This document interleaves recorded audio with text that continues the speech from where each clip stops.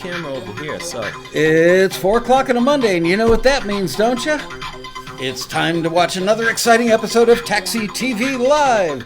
Woo! Woohoo! This week starring special guest star Mr. Rob Chiarelli. Yeah, baby! Woohoo! Welcome to the big show. Good to be here. Thank you, fake band. Thank you, boy.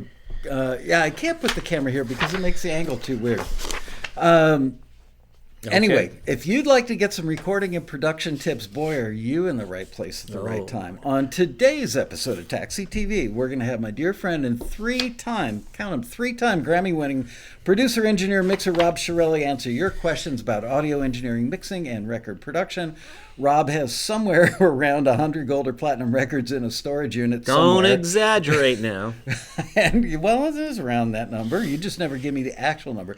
He's worked with such well-known artists as Will Smith, Christina Aguilera, Leanne Rimes, Kirk Franklin, Mary, Janet Jackson, Jermaine Jackson, Stevie Wonder, Kiko Matsui, Coolio, Ray Charles, American Idol, Pink, Johnny Mathis, Paula Abdul, Diana Ross, and Vogue, Ice Cube. I got this from your website. The Four Tops, Yolanda Adams, The Temptations, 3LW, Stop. Casey and JoJo. No, the good ones are coming. Madonna, Aaliyah, Hilary Duff, Jesse McCartney, Ricky Martin, sorry.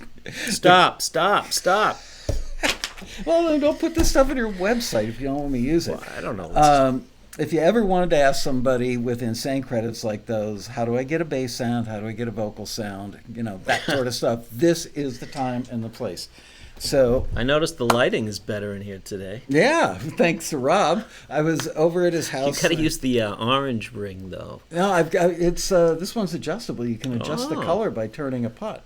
Oh. Yeah. You got the expensive. Deluxe. We've tried all kinds of different colors and levels and everything, and see, I mean, look at how good we look.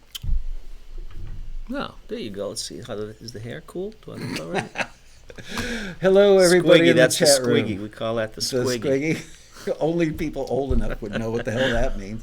Hello, you guys. Hello, Lamar Franklin, Ann House, Am Cool, Darren Fletcher, Bay Area Interactive, Square Business Entertainment, Kathy Holmes, Dean Turner, Jay Williams, Jesse J. Peck, Dan Weber, Marion Laird, Carl Worsback. Hello, everybody. So, How about recognizing your... Bria? Yeah. Is that what you're saying? Hello, Bria. She's behind my computer, so she doesn't exist. I'm the producer. No, that's right. Producer Bria is hiding behind my screen. Anyway, so yeah, you guys sent in some questions, and also Bria is watching the chat room today so that you can ask questions there. Cool. Let's see, what else? Don't forget our convention, which is coming up very soon, like 3 weeks from now, 3 weeks in late January. I'm excited. I know, I'm scared. It's the Taxi Road Rally, November 7th through the 10th in beautiful Los Angeles, right next to LAX, so you don't need a rental car. Rob will be there, of course. He's always there. I look forward to it. It's the only 2 nights sleep I get all year. Pretty much. Let's see. You can go to taxi.com/rally. For those of you who don't know, we just posted on Friday the schedule, the classes, the mentors, all that stuff. It's about 95 to 98% right. We're still doing a few minor tweaks. At the end of the show, we're going to do some great giveaways today. Rob brought... Rob owns a company that makes plugins, and we're going to give all you folks in the chat room some plugins today. We're also going to reward somebody who posts in the comment area with a copy of Robin Frederick's book. So that's something we've never done before, is reward our commenters. All right. And off we go to the races. Let us start with some questions that were sent in, I think via Facebook, right? Yes. Facebook, okay. So the first question is... We're getting right into it? Yeah, right into it. Okay, let's do it. Glenn Johnson asks... Did you miss me? No, actually, I've seen a lot of you this month. We just went out the other night. Our wives are great friends, and our kids have grown up knowing each other. So the four of us went out to dinner the other night and had a really lovely time, which we always do with the Chiarellis. Glenn Johnson asks, and this is very pertinent to you, I have the Master Bus plugins that Rob has graciously given away on previous episodes of Taxi TV, but I really never know exactly what to do with them. Any chance of some tips? He says mastering is still a bit of a black art to me. Well, I got news for you, Glenn. Mastering is a black art to a lot of people. But talk sure about the Master Bus plugins that you gave away in a previous episode. How should one use them? Okay, so there are two. There are two EQs. One's called the Mix Bus EQ, and there's no secret. I wish there was some secret to it. It's just turn the knobs until it sounds great. It sounds silly, but yeah. The idea is that I just wanted something that sounded a little smoother and a little cleaner than the EQs that were out there, and I had it designed, and that's it. There's no secret. There's no trick. There's nothing. I mean, but the ultimate goal is to take your whole mix, and by giving it a tasteful amount of like EQ or compression, it just makes it sound like 10% better. Yeah. If you can get 2%, you're good. Okay. Right. So mastering guys, mastering is every bit as of an art as mixing or playing the violin or concert pianist. It takes some more skill level, if you ask me. So the great mastering engineers have those great ears, and they know just how to do it. Now, that's not me, right? I do the mixing primarily in production, but those guys, they're incredible at what they do. So for me to minimize it by giving a couple of tricks might be, I might get my email will load up. All right, it's like quick. Here's a driving tip for you and your Toyota, and we learned it from a guy who drives Indy 500 cars. Yeah, it's a little but the plugins that I have for mastering is just as a mastering EQ, which I think is really warm, and it has full control of the the bandwidth and the boost and the cut, frequency adjustments and stuff, so that I like to be very gentle in terms of mastering. So if it needs a little high end, turn the knob a little, see if you like it. And if you're just getting started, compare it to what you're hearing on the radio or Spotify or Apple Tunes or whatever you're listening to. There's software that I can never remember the name of, but there are a few different varieties of it that let you A/B your stuff against records that are out there. So let's say you're doing a pop rock thing, and you pull something else up and can do these A/Bs, and you can see it, a graphic display of it. You can listen to it. Cool. I don't know those, but that sounds like a cool thing. I can't think of it either right off the top of my head. I'm sure somebody in the audience or in the chat room will know, and if you'd be kind enough to post it, and then Bria can go find a link and post it in there. Excuse me. And I've never used them, but it sounds good in theory, and I know a lot of people use it successfully. However, there, as you and I talk about all the time, there are always mitigating circumstances. Just because you've got this pop rock song and that pop rock song, one of them could be in the key of G, one of them could be in the key of, B flat? Yeah, there you go. and just by changing the key, obviously the bottom end is going to be different. The arrangement's different, the melody's different, the the singer's vocal, different, yeah, the bass everything. part's different. It's all different. So in mastering and in mixing and songs, it's really all about getting the vibe. If you can get that vibe on there, if it feels good, just call it a day, man, and be done with it. It sounds too easy. It's not easy. It's hella difficult. You want to.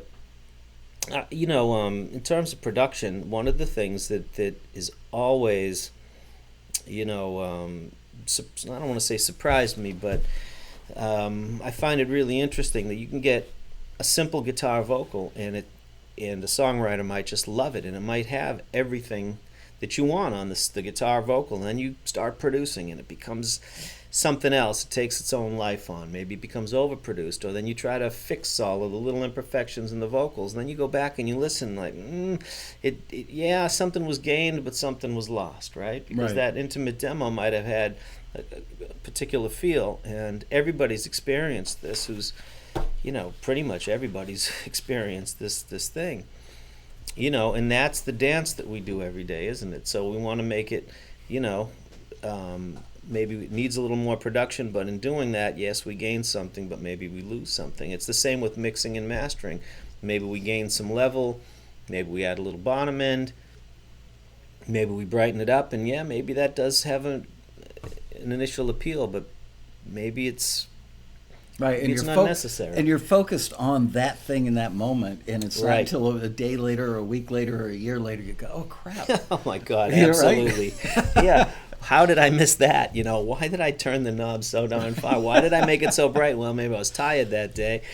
Maybe I just, maybe I was listening to the wrong, I don't know. Could be anything. So that's the trick, you know, is to, you know, it's like a jazz musician playing a solo. You know, you don't want to play too much. You don't want to play too little. You want to express whatever you're feeling at the time.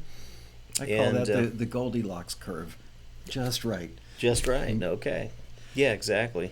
I've been reading The porridge curve. There you go. Good name for a company. You like it? Okay. Porridge Productions. Good. So I've been reading. We have Ken Collay, who is the co-producer of Fleetwood Mac's seminal album Rumors, and also the album Tusk. And so I read the book that he wrote called Making Rumors about 3 months ago, and I've gotten to know him. I met him in Hawaii a few months ago at the Hawaii Songwriters thing.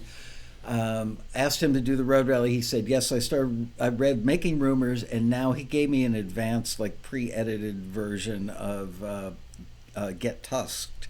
It's hard to say. Get Tusked, which is the sequel book. It's coming out about. We thought it was going to come out right before the rally, and I just found out about an hour ago it's coming out right after the rally. But I got to tell you, both these books, especially for guys like us and folks like in our chat room, you can't put it down.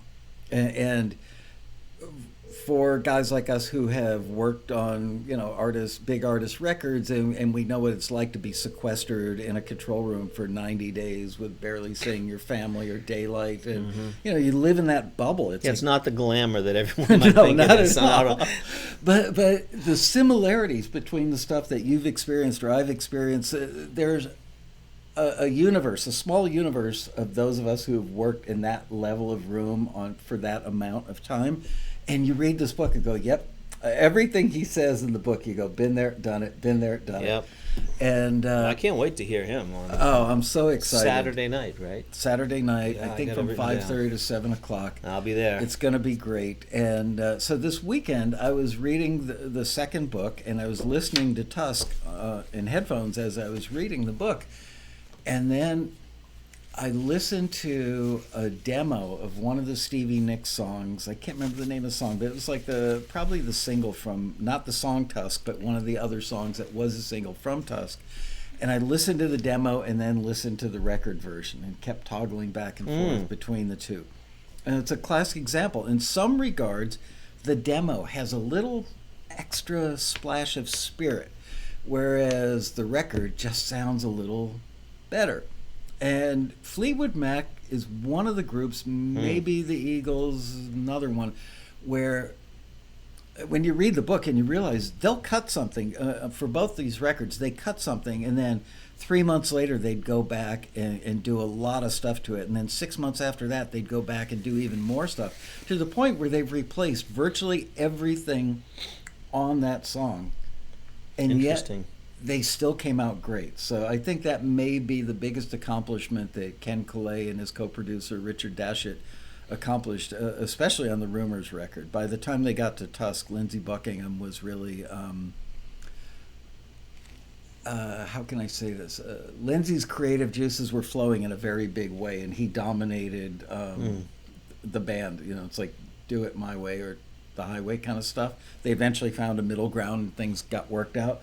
But you would think that by taking a song and working it over and over, like redoing the vocal, 20 times in the month of April, and then 10 more times in July, and then 5 more times in August, that you would come up with a vocal that was so surgically pristine that it would lose its life and its vibe, but it didn't.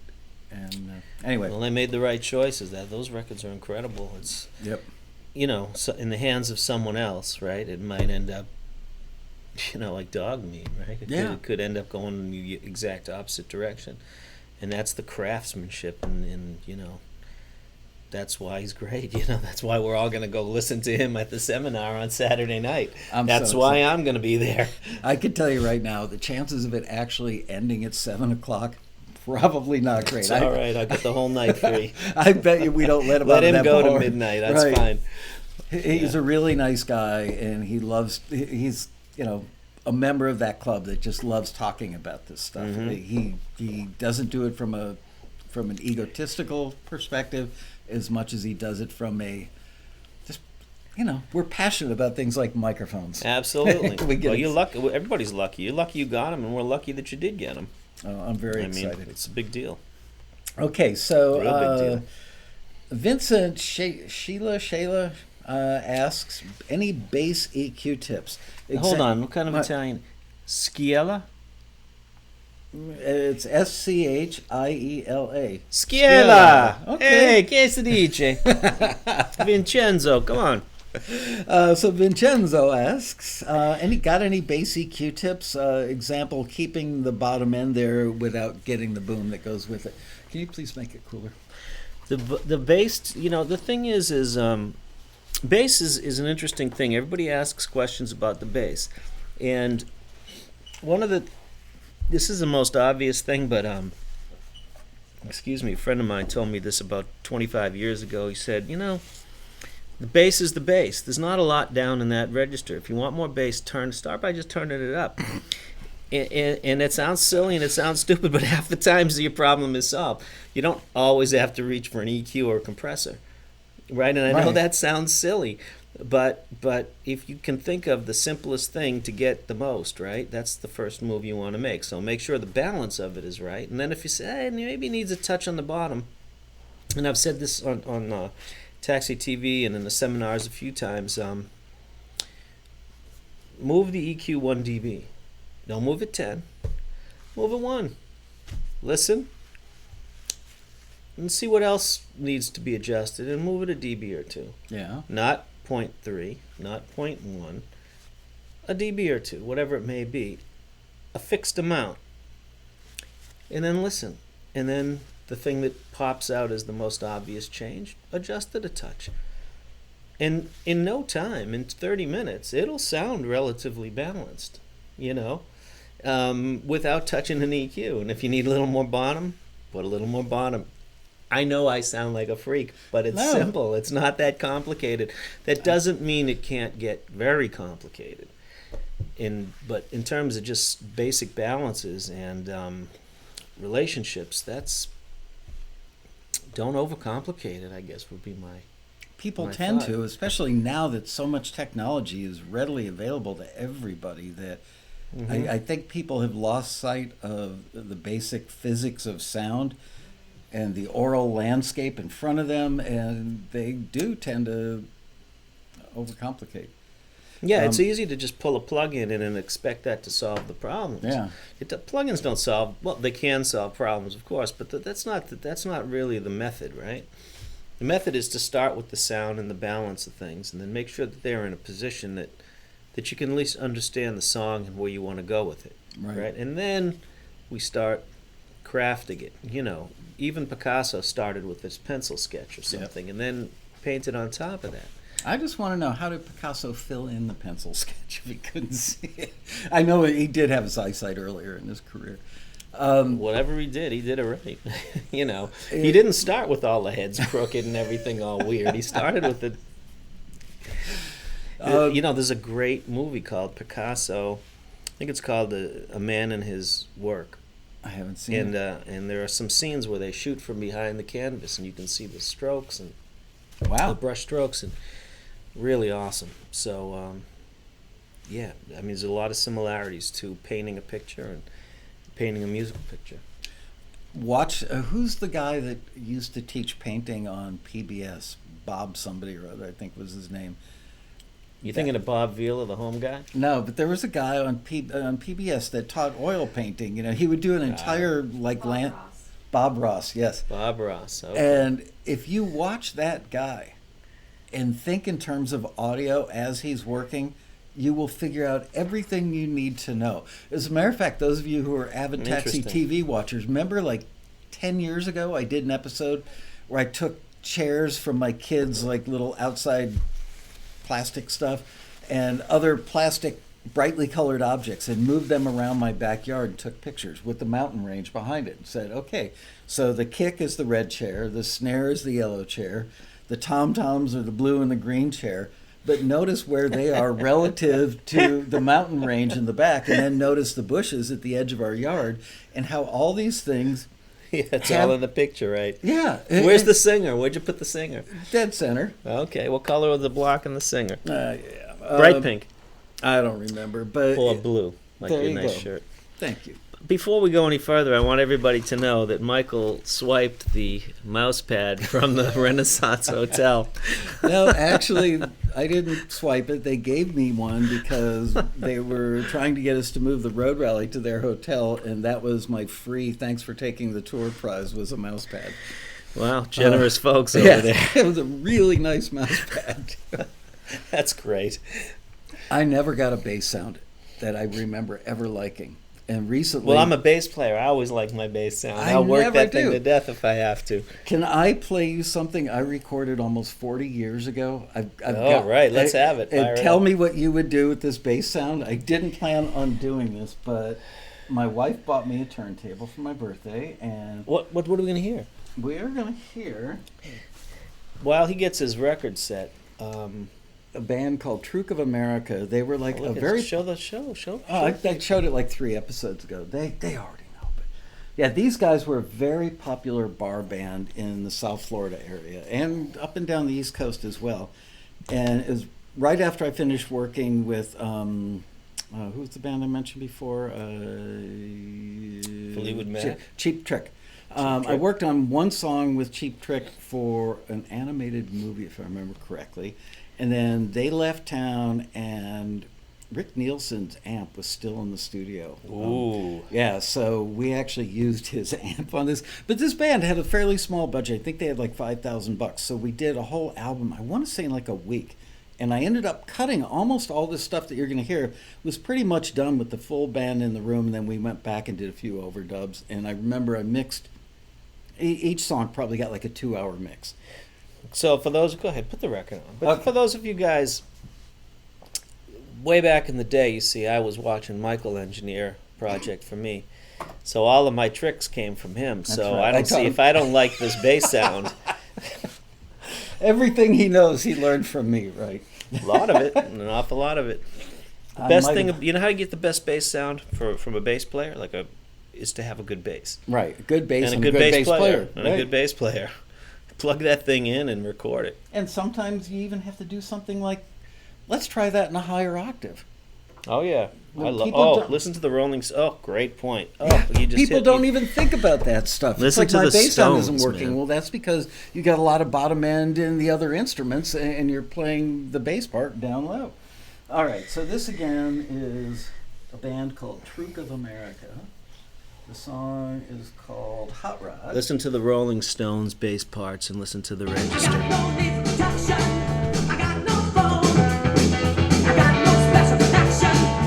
I love vinyl. Does sound good. 40 years ago. Sounds good. Did you do the whole thing? Yeah. Were you born yet?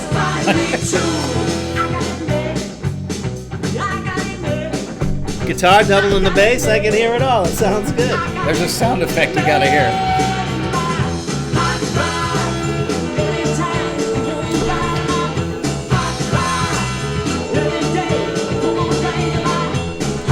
Not a lot of compression on the bass. Vinyl has that sound, though. Yeah. It has that. Live chambers.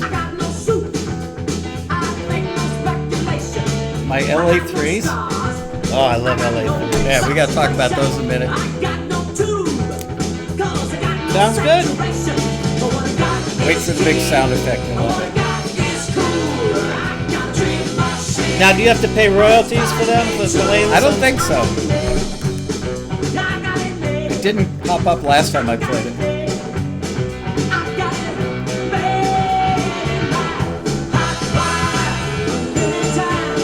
How's the relationship of the kick and the bass? Sounds good.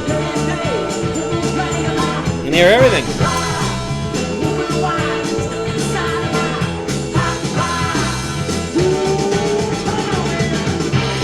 can hear it all. There's the Rick Nielsen amp.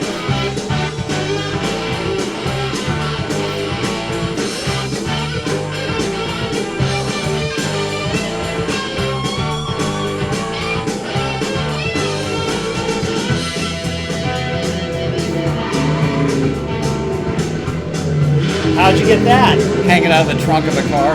Oh my God. That we got to talk about. So people don't understand how we have to do things back then. So you got the sound effect by doing what? If I remember correctly, I've done this a few times in my career for various things, but I think that one was either laying across the back seat with the microphone sticking out the door, or there was one time where I was in the trunk of a car hanging out, with my arm hanging over the back end near the tailpipe. Oh my God. I think this was the one, because I remember the my tires God. were smoking, and I'm thinking, oh my God, I'm going to die. Not a chance. You wouldn't get me to do that. Not a chance. But it's funny, because you know how I never like my own bass sounds, and I was playing this for one of the guys on staff, Tom, and I think he said something like, I don't know if there's enough bass in the mix, or the bass and the kick relationship wasn't that good.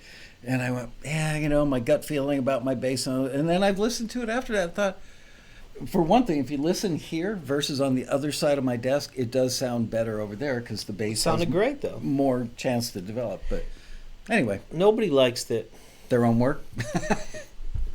Right, because you're so critical when you're in Right. it. You're looking at it with such a fine, eye and ear. It's tough to be objective in that moment, I think. And then when you listen back, when with the benefit of time, right? Yeah, Um, like 40 years. right, but it sounds great. You'd probably would have, if we rewound the clock to that day, you probably didn't want to put the thing to bed because you had a dozen or so things that you think you could have done better, right? There's always that thing, there's always that, I think, Second guessing yourself. Yeah. yeah, and I've said before, I feel like once you get the vibe, leave it and print it, because there are always going to be imperfections, and those things may make the difference in terms of, that's what people remember. I remember the imperfections in records and the things that jump out and the things that may not perfectly balanced, and they feel good and they're cool. Listen to James Brown records and all old Motown stuff. Nothing is perfect. No, and a lot of that is the charm. And that is the charm, because they caught lightning in a bottle. They just got it. And, they knew when to just say it feels great, and they printed it. And they were right more often than not, those guys. They went for what it took you and I and every other engineer who ever sat in a pro studio. Anybody who's ever made a record, doesn't have to be in a pro studio situation, is always go for the performance first. Yeah. Performance and vibe. Yeah, absolutely. Nobody buys records because of your snare EQ. Nobody does. No. In fact, it's sort of a running joke since I've been in the business, which is now 30 years. Everyone, when you go into a studio, the first thing they put on is Steely Dan. Right. Hey, listen how good the room sounds. And they're right. I mean, those records sound incredible, right? And I like Dirty Work, happens to me my favorite song of theirs, but Peg, I like a lot of their records, but it's almost like those records are just engineered and done so well, and they're gonna sound good on anything, right? So earbuds, they still sound good. They make every room sound good. That's funny. I didn't know that Steely Dan, was a thing for everybody. I thought, I've always used them to check out a room when I would move to a new place. The stuff is great. You listen to Earth, Wind & Fire. Those are the classic records and stuff. And even today, there's so many great sounding records too. But I guess the point of all of it is that it is about just catching a great vibe, and it's about how it feels. It's about how the record and the song make you feel. Yep. emotion. Yeah. So Wendy Landers asks, it's a pretty broad question. Maybe we'll narrow it down a little bit. What's your favorite mic and what's your favorite preamp? She didn't specify for vocals or whatever, but let's approach it because Wendy is likely a woman. Let's assume that she's curious about a vocal mic for herself. So what's your favorite? Like, I realize not every mic is So going to here's work. the thing. Yeah. Every year we talk about this at Taxi. In fact, we have last year we did a whole 90 minutes on it, and we're going to do it again this year. Microphones, preamps, compressors, stuff that won't break the bank. Right? So if you ask me what my favorite microphone is, maybe I'd say a vintage C12 or 251 or maybe a U47 or something. But All we're of talking. which they cost what a car costs. Yeah, like they're $15,000-$20,000 microphones. But let's come back to reality. So I got to tell you, she mentioned guitar. No. No, she asked generically, "What's your favorite mic and what's your favorite preamp?" I'll tell you what. I've been using an AKG C214, which is the baby to the 414. Same capsule. I think it is. Yeah. It could be. I needed just a second mic, and one of our people that work for us, I figured, okay, let me try these out. I bought it for him. And I started to listen to it on acoustic guitar, and I fell in love with it. Yeah. I love it. So that thing's just a few $100, and I love it. It sounds really good on vocals, too. And a 414 that's bigger, more expensive brother would probably be like $1,000. Yeah, probably. Right. Probably around $800 or $900. It's Yeah. not going to break the bank, and it's a solid mic that you can use on vocals. Yeah. It may not be the best mic in the world for any particular voice, but it'll sound really good on everybody. It's a little bright. People have their feelings about it, but that's not gonna ruin your song. If you use that 414, it's not gonna ruin your song. It's not gonna ruin your voice. It's not gonna ruin your guitar sound. It's not gonna ruin anything you put it on. It's gonna sound fine. Yep. It's gonna sound good, actually. So now, if you can I think when you get into stuff like U87s, well, those have a tone, and those have a particular sound that, to me, I love them on rock. But if I'm gonna record, and on guitar too, electric guitar, I don't favor them on acoustic guitar though, right? So now we get into those details where, okay, if you go into a big studio and there's a mic locker and there's a 87, a 47, a 251, now we're starting to make really subtle and important decisions because they're at your disposal. Maybe there's a C12A in the locker. Ooh, some Sheps, okay, etc. Some ribbon mics. So now that becomes the art of engineering. But if we're talking about a simple microphone, 414 is fine, really good mic. C214, baby brother, I've had a lot of luck with it on acoustic guitar, and we've used it a little bit on vocals too. Not expensive at all. I like the Gauge stuff, even though I sold the company. They still make good stuff. Gauge My favorite Precision Instruments. What's the website for Gauge? I think it's gauge-usa.com. That's what it used to be. Right. Jeff owns the company now. He's a great guy. So, look out for those guys. Send him an email if you need anything. He'll take care of you.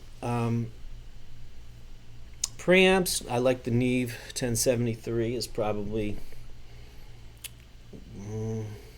I like it's funny because I don't endorse these guys, but the BAE.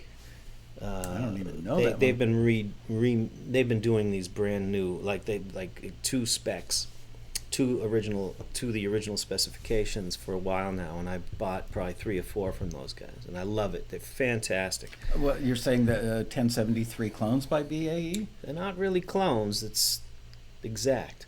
Wow. Yeah, they have some And Class A electronics and stuff? exact for the transformers and everything. And the Wow. reason I like it is because they're brand new. They Right, sound no maintenance required. exactly. Now the vintage ones, with age, they sound a little bit different, of course. But these guys do great work. I don't know the guys. I just like what they do. And I love the Tube Tech compressor, the CL1. I like the LA3As. We've talked about this a lot. I love them. And the other preamps I like the APIs. I think they're good. I tend to like those on drums. And then after that, we'll get into like the $2,000 and $3,000 preamps, which are probably not the best thing to talk about. But if you have a 1073 and you have a 414 or something, you're fine. Yeah. If you can't make a record with that, you can't make a record. I was at Rob's house, I think a week ago, last Monday night. Hung out there till like probably close to midnight. We were geeking out. We were hanging out with Nate and Kaylee, who will be at the Road Rally this year, the Highfield. Come and see that panel. Absolutely. I don't remember what time it is, but Rob and the Highfields have a group, a brand, if you will, called The Usual Suspects, and they get an awful lot of music licensed in big TV commercials. So they're going to do a thing in the Grand Ballroom. They did it last year in the theater. This year we've moved them into the Grand Ballroom. So there we were. And it's funny because Nate is equally as geeky as you and I think. I mean, like, he's really... Yeah, he is. He's really smart Some stuff. ways. But he was fairly mute. I noticed as you and I were talking about all this stuff, he was just sitting there absorbing it all. Because he's younger and he hasn't, experienced this stuff. But Rob and I told Rob... in my studio in Fort Lauderdale, which at the time was the only other room in South Florida other than Criteria Studios. It was kind of a world-class room.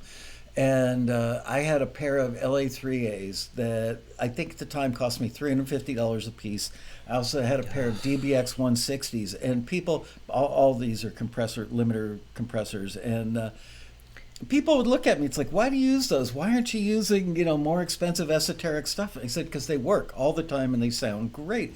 And Rob lit up when I started talking about the LA3As. He's like, I love those. His actual comment was, I wish that they put them on every channel of a console. Like, Oh my God. Like modern consoles like SSLs. And I'm not the only one that says that. Pretty much every one of my colleagues feel the same way. I mean, if you're not sure what to use, use one of those.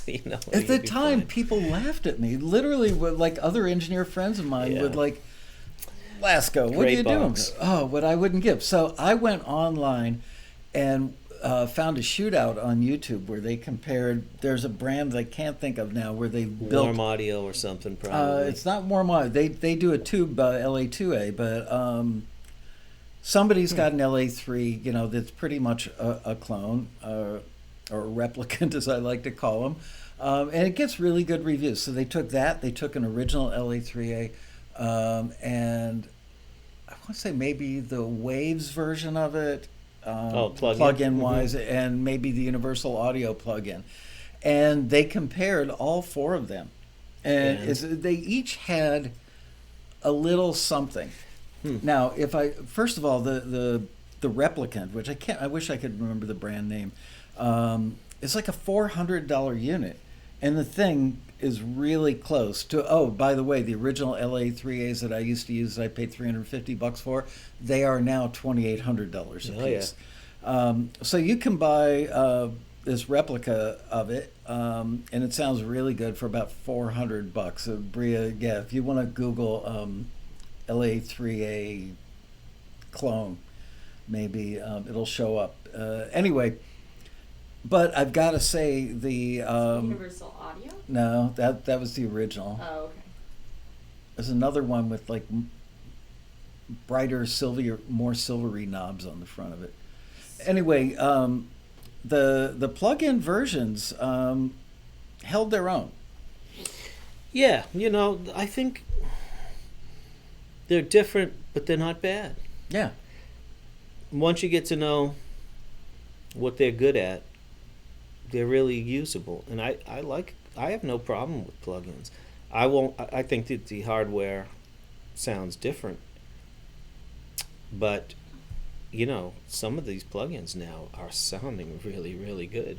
And the fact that you can just assign it to every channel that you need it on, you don't need to own 12 limiters. Oh yeah. You drive your CPU on your computer crazy by asking it to do that much math, but it can handle it though now. Yeah. Yeah, I think that, those plugins are fine. If you can't afford a real LA3A, Universal Audio makes a really good plug-in. So does Waves. I use those all the time. And the plugins are what, like $59 or something? They're not that expensive. I don't know. Anyway, I'm not sure. let's go on with some other questions. Get Rob and I in this subject, and we can just geek out all night. Let's see. Jesse Jake Peck asks, for guitars, for the most part, should you use reverb or delay or just a little gain to sound modern? So I think he's saying, which of those things will make your guitars sound the most modern? Reverb, delay, or I'm thinking gain that makes it sound a little distorted. Could be yes and no to all of the above, but I think I'll tell you I've noticed a bit of a trend, and that is, how about that?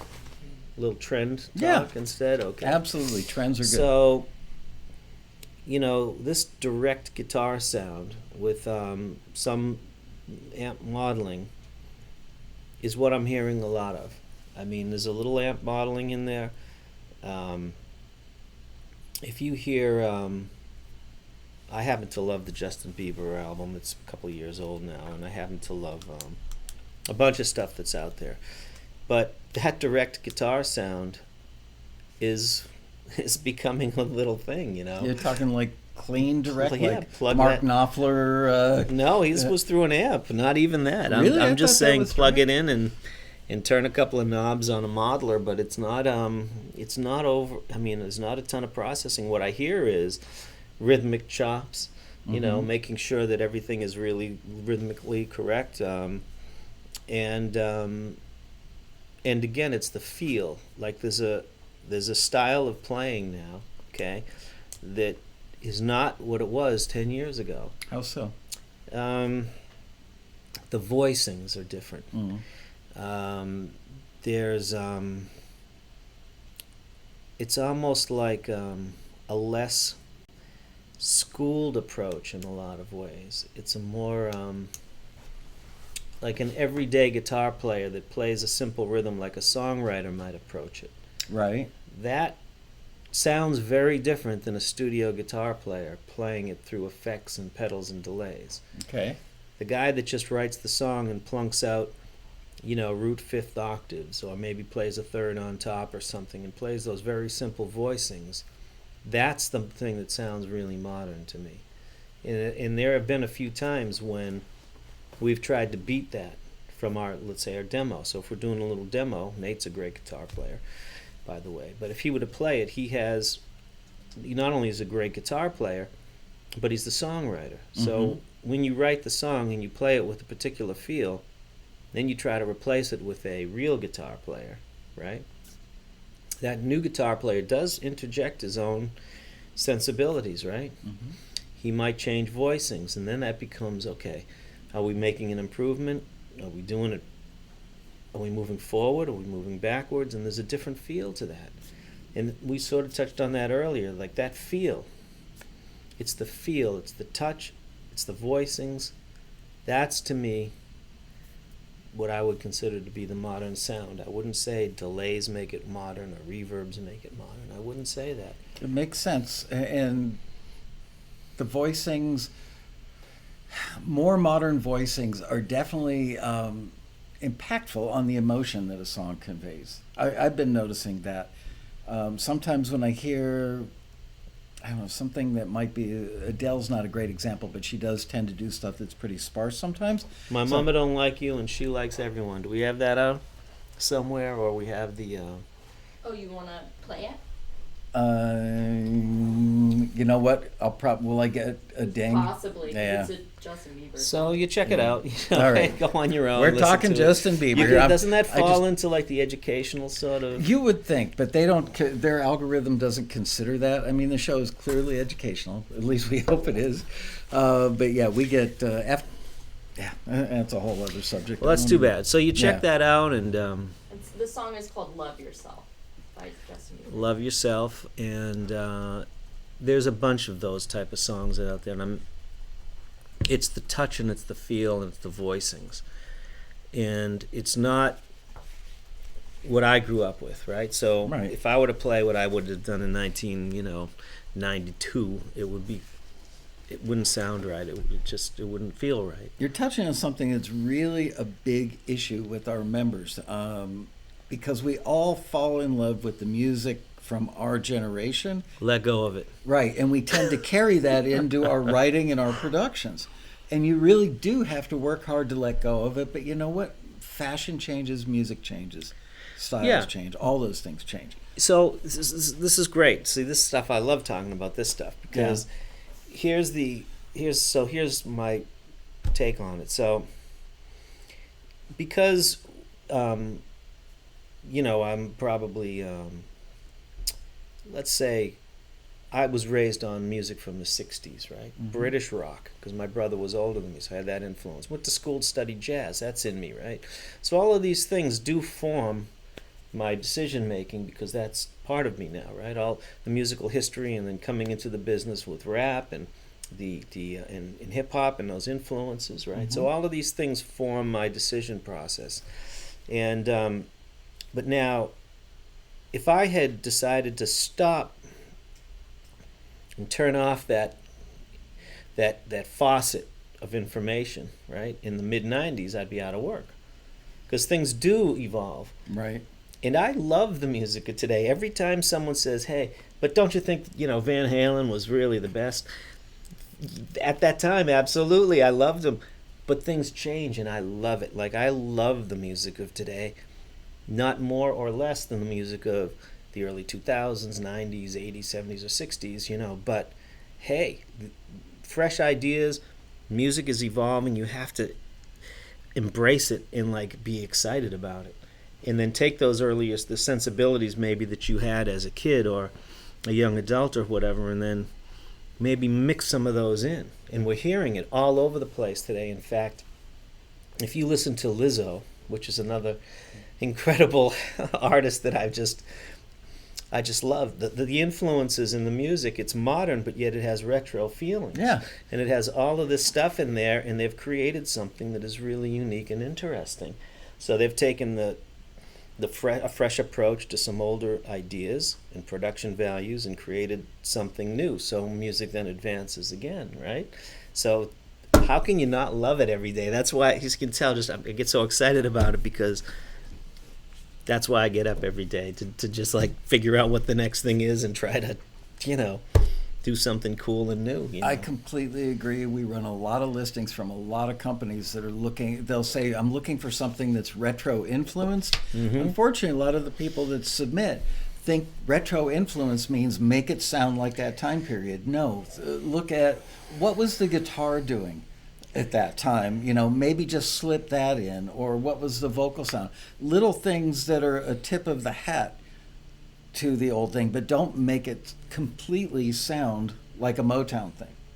But maybe it's a Motown style bass line. Yeah, if you listen to Leon Bridges, that's a throwback sound. Yeah. Okay, so that sounds a lot like something you might have heard in the early 70s or something, maybe late 60s, but yet he's got a fresh approach to it.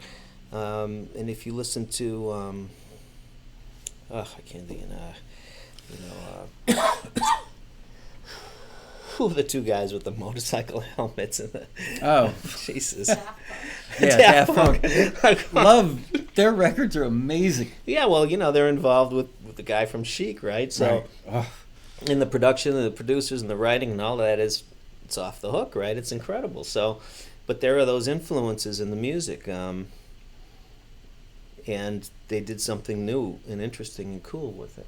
Absolutely. So, let go of the past. Well, hold on to it a little bit, but use it as salt and pepper, not the forge entree. ahead. Ever forward. Ever forward. Direct boxes. Let's go back to bass sounds for a moment. Do you have a favorite direct box? Because that can have a lot to do with the bass sound. I do now. What is it? I got a box from these guys, Phoenix. And it's a direct box with a little, it's a direct box basically.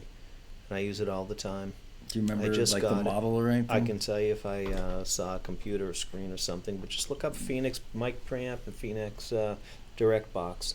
Fantastic. I'll tell you, When I record, every bass now goes through it now. I just love it. I The nice DI. Could be. Let's see a picture. Okay, give me 1 second. that was Well, now you know I'm not I'm not plugging their stuff. back in the day when I was always disappointed with my That's bass. the Phoenix Audio. That's not the one I use, but that's the same circuit as far as I know. So yeah, really great, and they're not expensive. They're affordable, and I love it. I think they sound great.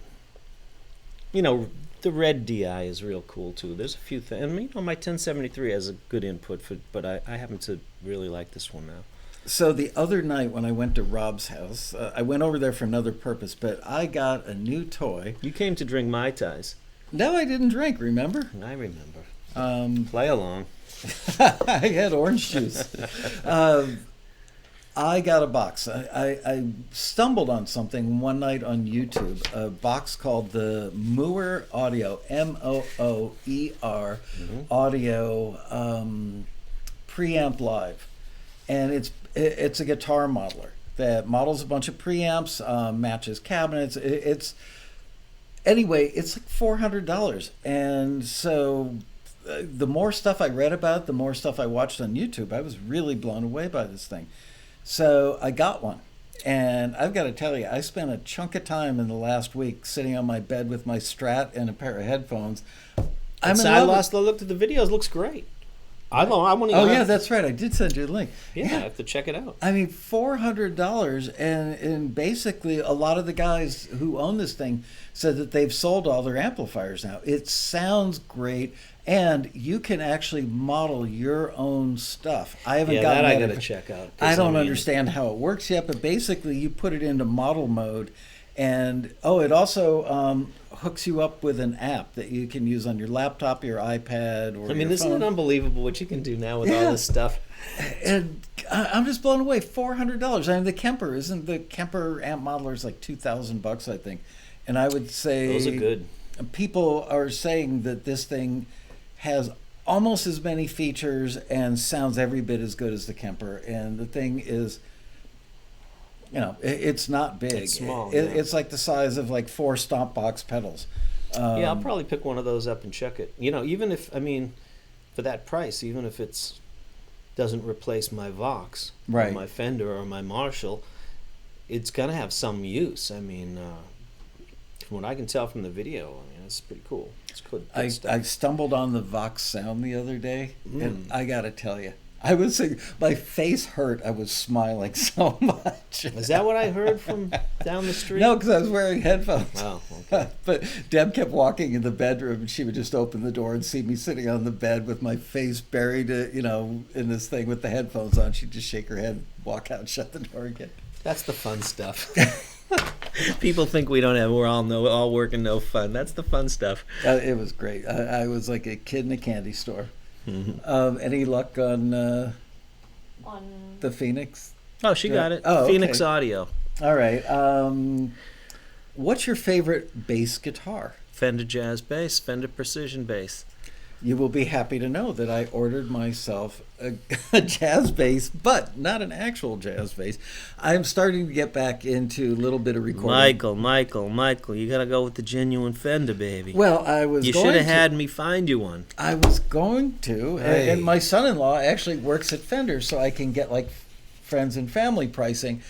And I stumbled again on YouTube. I saw some guy playing a bass from Monoprice, which is like a tech website, has a brand called Indio, and I got a jazz bass clone, which I'm sure isn't manufactured to the same standards as a Fender product. It was $111 to the front door. I haven't gotten it yet, but all the reviews are all right, bring it by. Let me play. I will. I'm going to have you do the setup on it. Okay. So I'm excited. I think it arrives, today's Monday. I think it gets here Tuesday or Wednesday. So I'll bring it over. But, look, I'm going to sit there and go boom, boom, boom, boom, boom. I don't need it to be like an awesome bass because I suck as a bass player. But I got the jazz bass. But you want to know how to get a good bass sound? You're not even taking my advice. Get yourself a good bass. Start right there. But the people reviewing it said, You see nobody listens. I do Taxi TV. Nobody listens. This guy. the reason I got it is people said they were floored by the fact that it sounded as good Okay. as the name brand stuff. So for $111, All right, next if I don't- Taxi if I TV, do- I'm coming in. I'm playing. I'll plug that thing in, and All we'll right. see what it sounds if I like. don't like it, I can find a kid and go, here you go learn how to play Okay, bass. give it away We'll at get the Taxi. qualifier that there are only 17 reviews on it. Okay, I read 33. Oh, maybe Somewhere. it's a different one here, but on one of them on. it's all good. Oh, okay. Give it away at Taxi. Yeah, there you go. But Rob, it's red. Oh man, I like it That's, because now it's you red. made two mistakes. Okay, why do artists like going to big studios with large format consoles when you can do everything in a home studio now? You can't do it everything at home. Okay, so That's give a some misconception. So I'll tell you, this is a great question. Every now and then, you get these incredibly good questions that have massive answers, and that's one of them. Okay. Okay. So when you go into a great studio, let's take Capitol, for example. When you go in the door and you walk through those halls, you know where you are. Right. Like you're in history with Sinatra and McCartney and Bobby Darin and Nat King Cole. And then you walk into the room and it feels like this is a special moment. Mm-hmm. And because of the history and the equipment and the feeling and the vibe and the atmosphere and the idea that the people in the studios will make your day beautiful. They'll the have people somebody who work that can, there, right? the Yeah. people who, they're absolute experts. From Paula, the studio manager, and East West is another one, Candace, another good friend of mine. They just make you feel like $1 million. Mm-hmm. The day will go smoothly. You'll have the best microphones. You'll have the best sound. You'll have a room in which to work that has good acoustics. You're not getting that at home. You just can't. It's a different experience. Now, if you want to cut a string quartet or a double quartet, maybe you can fit them in the garage, Mm-hmm. but it's not going to sound the same as when you have a couple of, M50s or 49s in the back, and every little thing just adjusted ever so, and running through the console and Eve or your V72s or V76 preamps and Pultecs. It is, let's just say, a little bit different. But now, can you do other things at home? We do tons at home these days. So And so you've now got I made unlimited time. Which is- unlimited time is good and bad. Right, that's true. It's not good necessarily. Having to make a decision because you have a finite amount of time and money to work within creates a different mindset. See, I don't do 10 tracks of vocals when I cut. I'll do one, punch. Mhm. If it doesn't sound right, I'll fix it. I'm not taking 15 tracks of vocals home and comping them together for another 10 hours. I'm making my decisions. So Right. that was how you and I worked together. That's how I was taught because we had a piece of tape. Yes, And we you had to did. make those decisions. Maybe I'd have a second one or a third one to catch some extra magic, but I'm not comping 10 tracks because I have unlimited time. I want to be able to make a decision. If the bass part needs a punch, I'm going to say back it up, let's punch it, let's fix it, and let's move on. We have to commit. And unlimited time gives you unlimited chances to second guess. Mhm. Now there's an experimentation that comes with that that's a benefit. There's a cost factor that's helpful when you don't have to watch the clock. There's that benefit too if you can use your time wisely. But the studio is a very different environment, and especially in a mix room. So if you're mixing in a big studio that's properly tuned with big monitors, small monitors, minis, maybe mid-sized, and the acoustics of it is adjusted by professionals, hey, it's going to sound a little bit different than your bedroom. So There is going back to the first thing you mentioned, the psychological value of working in a famous room. right. I do believe gets a 'Cause better. she mentioned artists. Right. Right. Yeah. That's a big deal to some people. Some people want that experience, right? Right. It gets a better performance from people. Unless even the most Right. Well, it jaded can, yeah. artist working in a famous room, a storied room, will probably I'll be excited to come in and Yeah, do the it. adrenaline's flowing, the creativity's flowing a little more. Absolutely. Rooms have a life. You know, at East West, the Beach Boys recorded in this little small narrow room, and I've been in there a few times, and hey, I feel like I want to go back Yeah. because I have that feeling that these great artists worked in that room, or Capitol, or just so many. I don't want to use it. There's so many in town, but there's a feeling that you get in there that you're doing something special. And it is special to me. And that's part of what we grew up that every time it was in the studio, every day it was a special day. Right? Not every day, but most of them. There were some days where you're punching in syllables. It's a little less special. Well, right. But the idea to go into a studio and experience that, I think everybody Especially when you're would doing benefit. live tracks with a full band in a room like that. Sure. That to me is like jumping out of an airplane or flying an F-15 or, Right. you know. And you want to, I mean, if you're going to, I don't, let's say someone I've worked with that's cool. There are so many, but so let's say there's a famous artist. Wouldn't you want to take them into a nice environment, make them feel comfortable if they need something, whether it's Starbucks or I don't know. Being surrounded by candles when they're singing. Could be, whatever it may be, if you want to set it up and set the mood right, and I think that's a good thing, and that there's a benefit to that. Other people are cool, they just walk in, they don't want any of that. Some people, they're cool to just go in the back room of the garage, put up a mic, turn down the lights and let's go, and it's cool. I was in Sun Studios in Memphis 20 years ago. Mm-hmm. That room had nothing going for it. It's amazing what came out of there, but I mean, literally like linoleum floor, It had file something cabinets. going for I know it was magical, but it was not an acoustically treated room. Well, Sound City, they said the same thing about it. Right. But there was some magic that happened there. I mean, how can you make so many hits? Yeah. And it's got something. Maybe it looked like hell, but it was cool. I think they redid it now, and I think it's up and running again. And yeah, there are places like that just for whatever reason, it just feels cool to work there. You asked me the other night when I was at your house, what were my favorite rooms? Was it you that suggested this, or somebody else doing a studio crawl, like a pub crawl? Yeah, we're going to do that. I told you. Nate Was that Cayley and I, good? Yeah. we're going to do it. We're going to go to all of the studios in town that we've ever wanted to work on. Just go and record in every one of them. Wow. You're invited. You'll have to find me when you go to leave some of these rooms. Mm-hmm. Like, where's Lasco? Don't know. He's missing. I'll be He's hiding under the console. He's in one of the chambers. He's hiding in the mic closet doing God only knows what with those microphones. Doing God only knows. There I you get go. it. There's the Beach Boys man. connection. That was clever. You, my friend, have a gift. Bria, any questions that have come in the chat? A lot. Okay, let's get to some questions. We can wax rhapsodic for hours on this stuff. Lamar Franklin asks, what's the best way to make your recording louder while gain staging at 0 and without raising the master above 0? Okay, so Lamar Franklin wants to know, what's the way to make your recording louder with the gain staging at 0 and without raising the master above 0. without raising the master above Easy 0? answer. I created a plugin for it. It's called the M1 Limiter Lite. And at the end, I'll give you a 50% discount when we give you the information for this stuff.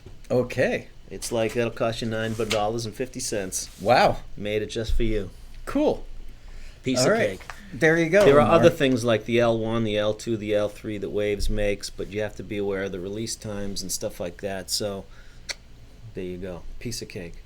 Give me another one. Let's go. Fire. Martha Reich asks, do you think UA is a good interface? Universal Audio makes great stuff. I do not have it. Their reputation is good. I don't own one. The Apollo, I right? do That makes the use- Apollo? I do use their plugins, and I like them. It's a solid company. UA is like, it's a Mercedes or BMW. Right. Company. But we use Nate and Kaylee, my partners, use Focusrite interfaces. The red ones? Mm-hmm. Okay. The Anomaly in Black asks, any tips to make MIDI-driven sounds like strings feel more authentic and more real? I'm going to repeat the question just because she's off microphone. Is there any way to take MIDI-driven string sounds and make them sound more real? You know, with the sample libraries now, you just need a good sample library. You just need good sounds. And Contact has everything you need. I mean, you should be able to put your hands on the string, on the keyboard, and it should sound like great strings. But my more advanced taxi members would make the argument that somebody with that hasn't invested a lot of time learning about how to recreate articulations and stuff with the libraries, that you could take somebody who's got that side of it mastered with a $300 library, and that will sound better than somebody with a $2,000 library that doesn't know how to handle the articulations. Yeah, So, I mean, that's the way life is. I mean, you know, a guy that can play the guitar and master those things is going to be better than a guy that can't, you know. Yep. I mean, I hate to say it. But the sounds are out there, and the sounds are great. Now, what we'll typically do is use those sounds. Maybe we'll, if we wanted a large sounding string section, it was about strings, right? mhm. So let's say I can't afford a 20-piece string section. So what we might do is we might use Contact or something to do the arrangement and mock it up and record it, and then we would maybe hire a string quartet On top of it. to just sit them in the background, and then you hear some of that, and it gives it a little extra Authenticity. something. Yeah. And we've had great success with that. But I feel like, generally speaking, the libraries are good. But a lot of people don't know how to arrange for strings. Right. They just plunk down some notes, and it's generally that can sound fine. But the string arrangers, that's another art. Mm-hmm. Right, so you have the violins, the first and second, you have your violas, you have your cellos, string basses. And the way you write the harmony and the way those lines work together, if you do it right, it makes all the difference in the world. You know, if you get a great string arranger is worth its weight in gold. And there are not many in the city. There's only a few, in my opinion, that are really fantastic. But yeah, learn how to do the right arrangements and how to orchestrate a little bit in that, and you'll be working. I'll hire you. That's, it's a learned skill that's not going to happen in a night or a week. It's Right. If Yeah. I sit down, that's kind of like, right. So I play bass. That's my main instrument. Maybe drums and guitar second, keyboards a distant third.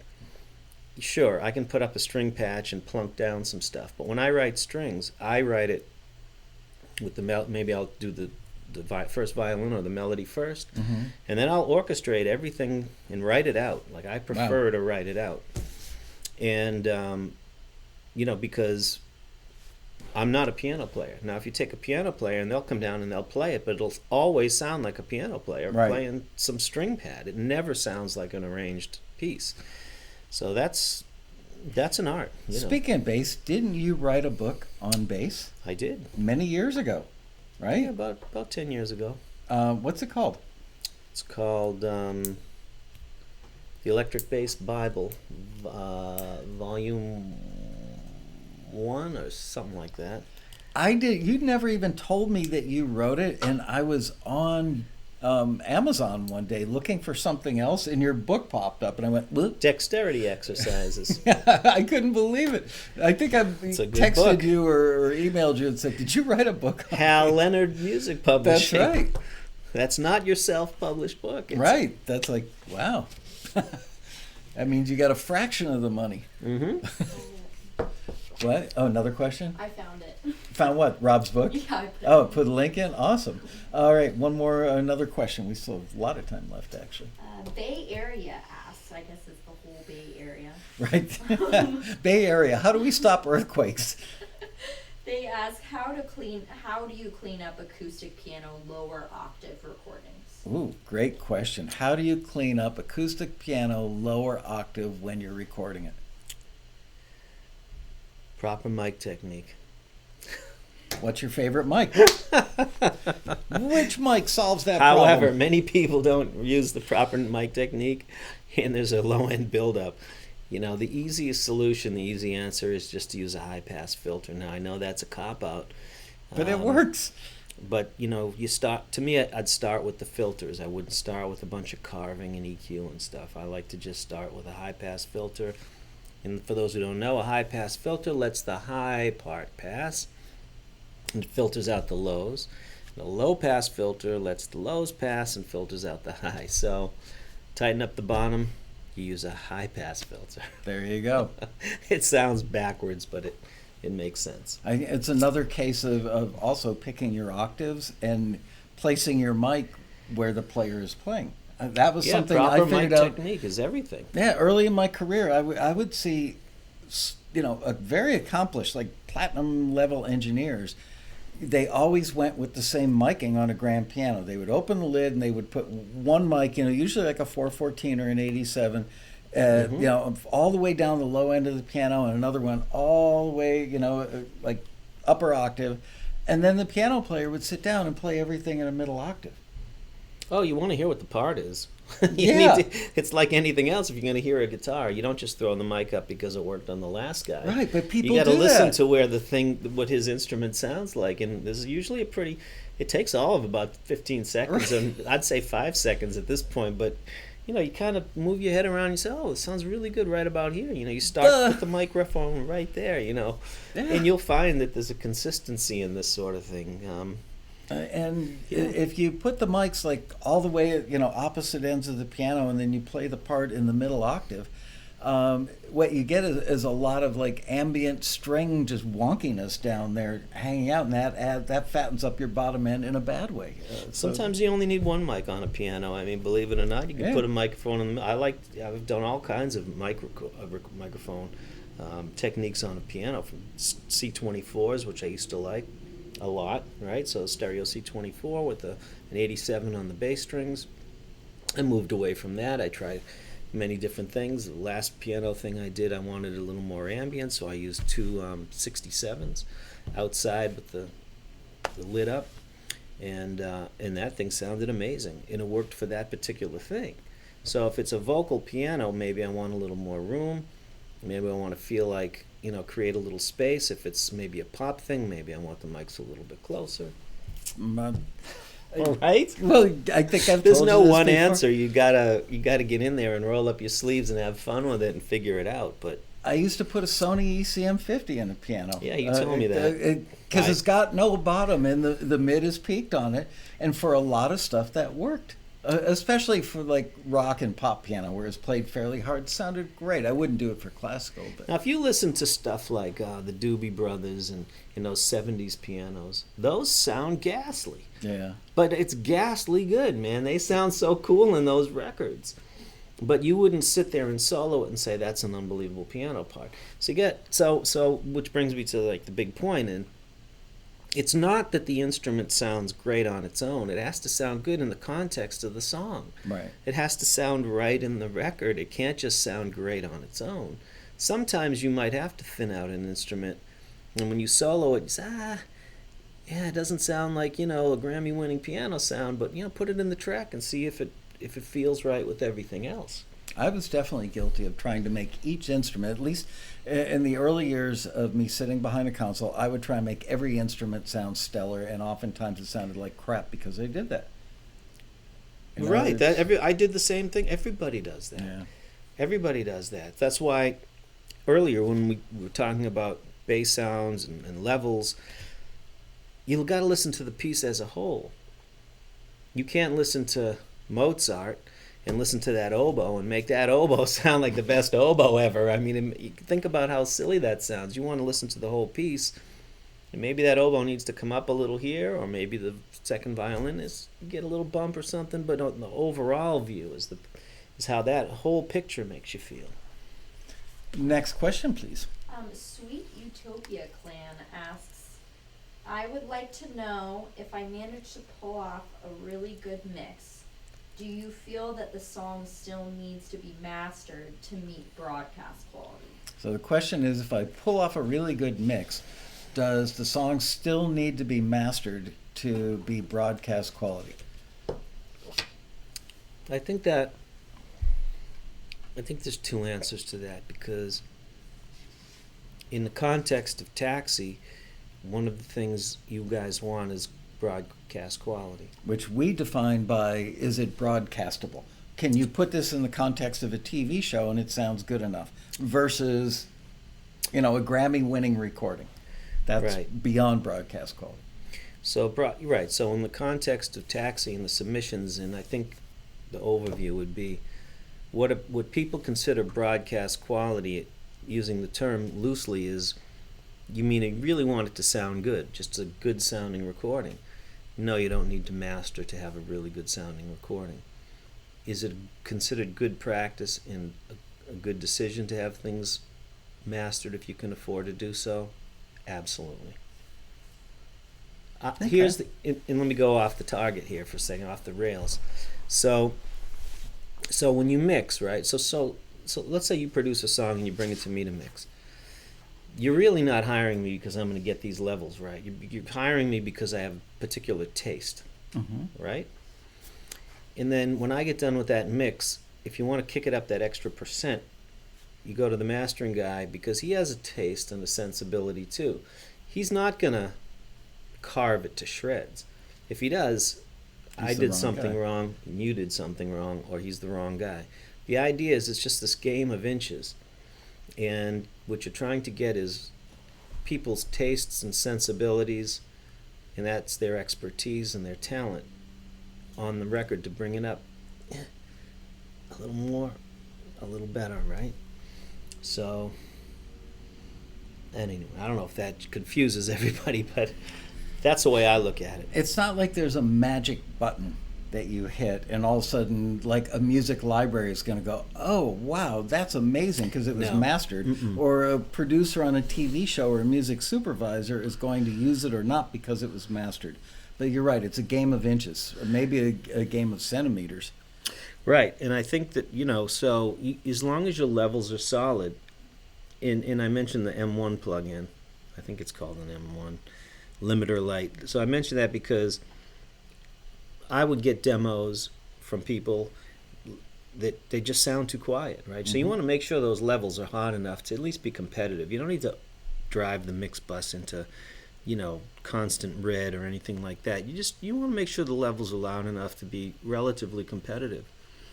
And for me, that's a simple thing. If we're doing a demo and I have to get it out quick, I can't sit 2 hours and start tweaking little teeny mastering things. I have to get that level hot, make sure it's competitive level wise. And I'm going to get it in on time rather than getting in late and tweak every last little thing. It's got to get in on time. If you don't get it in on time, you're going to lose. So, those are, I think, that's one thing that I think is probably worth people should really pick up on, and that is to get it out on time and find your little ways to get those levels up so that they're at least competitive. You don't have to overload everything, but there aren't really any magic buttons or magic plugins or magic cures where all these things work better if you have the basic understanding of the physics of sound. Absolutely. And you don't have to be a rocket scientist, but you know what? If you don't know what the Fletcher-Munson curve is, or, if you're listening to stuff, Fletcher-Munson curve means stuff sounds better loud, basically. But, for a TV thing, chances are you're going to be in the background of a scene in a bar with dialogue being the predominant audio, and your thing is going to be so low. And if your piano is like super EQ'd, sounds really gorgeous and bright like Elton John, in the context of that scene, that's going to be the only thing that's heard, and it's not going to work. So mastering, mixing before you even master, and then mastering kind of evens the whole thing out, and so that if it's played at a really low level in a scene like that, you're going to hear the full song, the full mix, versus just that one spiky higher octave, top end EQ thing poking through, that's not going to make the music supervisor happy. But all that said, if you can do it, mastering's cool. Yeah, And there but- are these things that you send in online, and they'll master it for $15 or $20 or something. Send it back in an hour. I haven't used them, but I'd be curious to know if they're any good. But no, I don't think you need to master everything. It depends on what you're trying to do with it. Sending in demos to somebody, I wish I could master everything. I don't. yeah. How's that for an answer? I don't master everything. Oh, stuff you do on records gets mastered. Right? Every record I do gets mastered, but stuff that we do for TV and sync stuff, Right. no, we don't master. Well, there's your answer right there. Because these guys are killing it with the sync stuff, especially in the world of commercials, which is big dollar stuff, and you're not mastering everything. Nuh-uh. No. But you get it in on time. We get it in on time. If there's a difference in not getting it in or getting it in, trust me, we're getting it in. And what you should never do is contact the entity you're sending it to saying, I just need a little more time to tweak the mix. Or I'm waiting for my new keyboard. It's coming via FedEx tonight, so I'll send it to you tomorrow. No, don't do that. No. All right, Bria, next question, please. Carl Worsbach asks, on Rob's mastering EQ, is there a knob for air? Is there an Yes, air there knob? are. There are two air knobs. The question is on Rob's mastering EQ, is there an air Yep, knob? if you look in the top band, I think there's an air frequency, air 1 and air 2. Sure is. Okay. All right. The Anomaly in Black asks, what is the worst, I'm guessing hardest, instrument to record and mix? What is the hardest instrument to record and mix? The human voice. Not because it's particularly difficult, because it's the importance of it. How's that? Yeah. It can be difficult too, but again, there's so many factors. It's like the dynamics of the song, the octave, the singer's natural tone, all that stuff. Yeah, any instrument though, whether it's a drum kit, a string orchestra, horn section, flamenco guitar, human voice, right? It's all about the instrument. It's about the mic selection and the placement of that microphone, and getting a great performance. You got to get that great performance, and I think that's part of it, especially with the lead vocal. That vocal performance has to be on the money.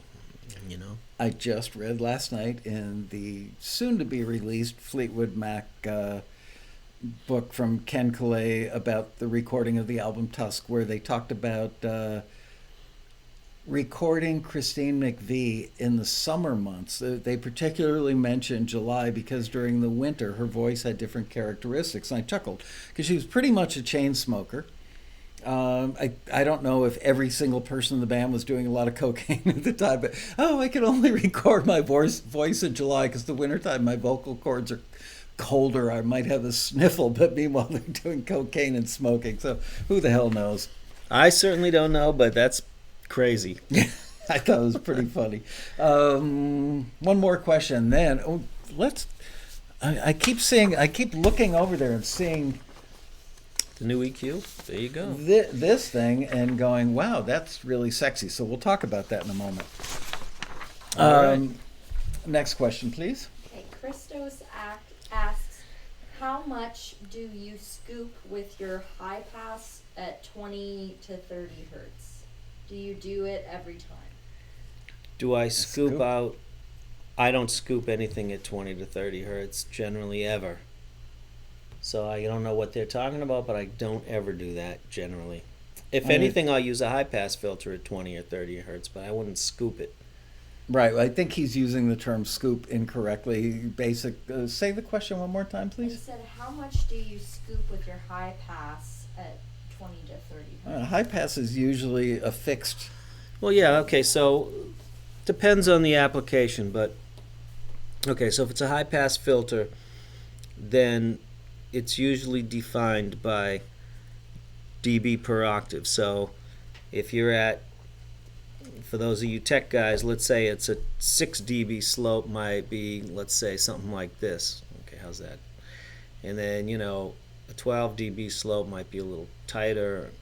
8 dB, 18 dB, 24 dB is even sharper. So, it'll leave a little bit, it'll be either gentle or sharp. And, man, that's just like, I don't know what you'd be talking about, but I don't do a lot of that. I don't do a ton of that. If it's let's use something easy for everyone. If it's a lead vocal, you can usually get away with a 12 dB per octave high pass filter at 120, and you're not going to lose anything. Right. You'll be all right.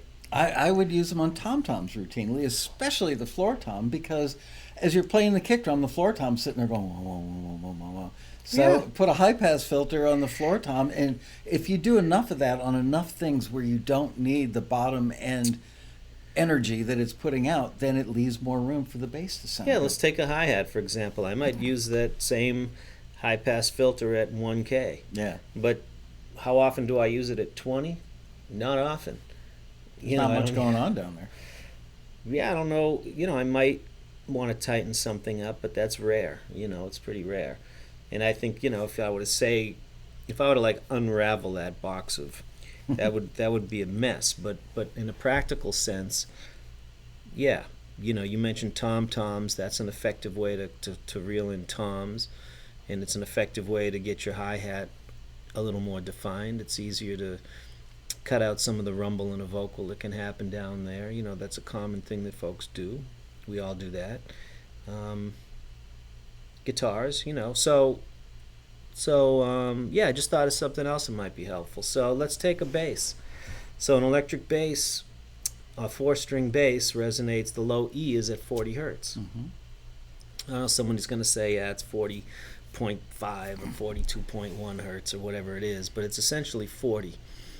So, your E's would be 40, 80, 160, 320, 640, whatever the math is. So 40 cycles is where the low E is on an electric bass. So if you need to tighten it up and you want to roll that off, so, I'd tend to go a little lower than that and then listen as I adjust.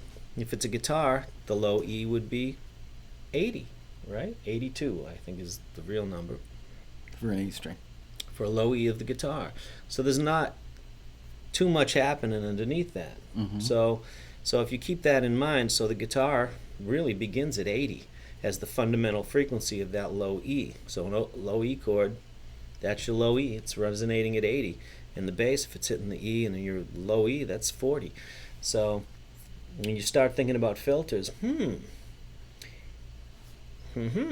maybe we can tighten up stuff just by putting a couple of filters in there, right? And get rid of some stuff that maybe muddies up the sound. And what you're talking about are the basic physics of sound, which Right. is, if you understand, and it's not rocket science, it's really not, but if you understand the stuff, the knobs on a console or the stuff you can adjust on your computer software makes a lot more sense.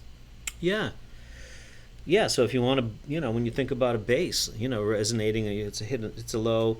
So an A is a 440, a 220, a 110, and a 55. So if the low note on the song is an A and it's a 55, you know exactly where it sits, right? Right. And if you have an 808, let's say you're doing a hip-hop record, well, those 808s are usually, if you're in the key of A, and we hear a lot of A's in the bass, which is 55, so usually 27 and a half or 55. Those are the frequencies that are going on that. So that 808 hits, hey, if that's a little out of tune, you got to tune that thing up or it's going to sound like hell. Yep.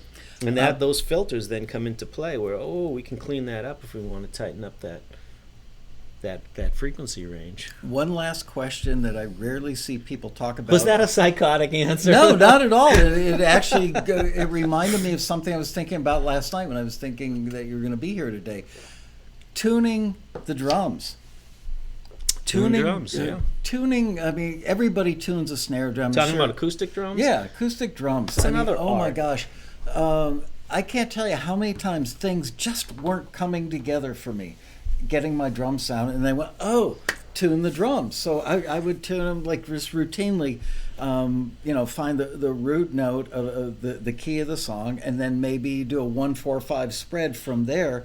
Sometimes it would mask it and it wouldn't work. Other times it would sound incredible. But just randomly having your drums be wherever they last were and putting them in the context of a song, the minute you add bass or a guitar chord or anything to it, everything can go to hell in a handbasket. We used to take all kinds of time to get the drums tuned before we'd roll tape, right? You have to. And well, these tuned days to the everybody song. has drums in a box, so Right. but you still have to pay attention to it. Yeah. Yeah, absolutely. I couldn't agree more. But people don't. I think a lot of people just don't because they don't think about the physics of sound. Okay, so a couple things I want to mention. First of all, one more time, the Road Rally is coming up November 7th through the 10th. It's going to be awesome. The other thing I want to mention is subscribe to our channel. Our subscribers are going up kind of rapidly lately, which I like. We added like 144 subscribers to the channel, I think, over the weekend. Click the little bell thing so you get alerts when we're going live. Like us, because we need it. Free software. Oh, I'm not going to forget that. Trust me. Also, I'm going to do something kind of cool this week. Where to go? I am going to give away a copy of Robin Frederick's books, Shortcut to Songwriting for Film and TV, to the person who puts the best comment in the comment section between now and tomorrow morning when we get to work. And I'm going to have Bria go through the comments and see which comment is the best, and then we're going to send you a copy of that book. But Comments on this show? the comments in the comment section under this episode. Can I put a comment in? Yeah, you want a copy of the book? Because I know a guy who can get you one. Just put Rob is cool. So best comments, and how will we know who the commenter is if they've got like an avatar, a screen name, or whatever you call it? If it's Robbo Bobo. You know what? Here's how we're going to know.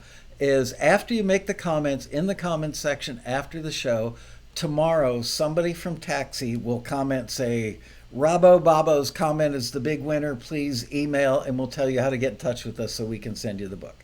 So there you go. So that's a new thing. And now let's talk about some software. What are you going to do for our viewers today? I haven't released software in like 3 years. I've been so busy. So I think I gave away every other piece on Taxi TV. So when you mentioned it, I felt bad. So we had to post something. Okay. So here it is. So everybody go to finalmix.biz to get your free software. See, there it is. And look at how instantly tan we got when you held that Oh, up. that's nice. Oh.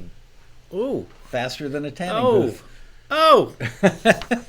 Okay. All right. So then if you want this, which is the new EQ73, which looks like that. Gee, it looks remarkable. Those knobs are really familiar looking. They're Well, so I wanted cool. it to be something that, people could, relate to. relate to. Yeah. It's not what you think. So you go, this is to get the EQ73 for free. Just enter Taxi-TV. Don't forget that. Taxi TV in the coupon box. So you have to go through the check. You have to put it in your cart. Like you're going to pay for it. Like but you're then going to pay enter that for it. code. But then put that code in. Don't check out if it's anything but free because I can't do refunds. I have a question. How long are you going to let this run? 'Cause Friday night. Okay, so today is Monday. So for those of you watching the archive a month from now or a year from now or 5 years from now, please don't call us and say, I can't get the free stuff. Because you got to do it by Friday. What's Friday's date? Is like the 19th or 20th? It's the 19th or 20th. Uh-huh. What's the answer? And you can get 50% off of anything Look on your else. calendar. Use this code to get 50% off of anything else if you want it. So some guy had asked for like the mastering stuff. So there, use this code to For get 50%. 50% off of any of the other stuff. Thank you for doing that. My pleasure. I have never heard anything but great comments when you have given stuff away in the show before. A couple days later, I'll go look in the on the Taxi forum, which is forums.taxi.com, and people actually say very nice things about your software in there. I'm glad. And it's reasonably priced. I don't know why It's you're next to nothing. I know. Why are you selling it so cheap? Good question. The reason is because here's the truth. I got about 8 years ago, I got really mad that this software was hundreds of dollars. And I needed stuff that I couldn't find, so I had, Hayden originally helped me design the first batch of stuff. And I wanted to keep it cheap. I didn't want it to be, breaking the bank for anybody. I want to keep it, affordable.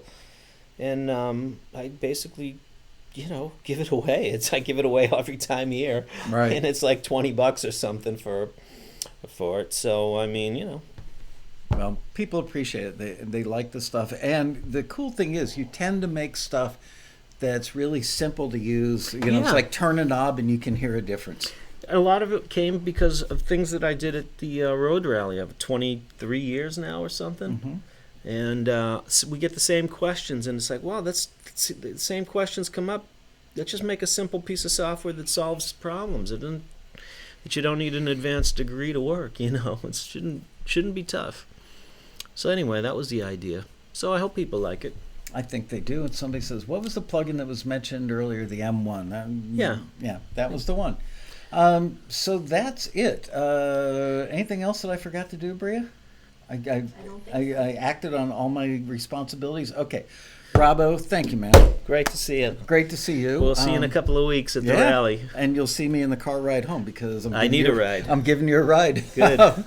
And see you guys next week. We will be joined by Robin Frederick. Oh, that's gonna be good. I'm excited to have her back. It's been a little while. We're gonna warm her up for the road rally. Cool. And with that, Cue music. cue the music. I bid you guys a fond farewell. There's the camera over there. Say hello to my little friend. Peace. Bye, you guys. See you next week. Thanks for watching.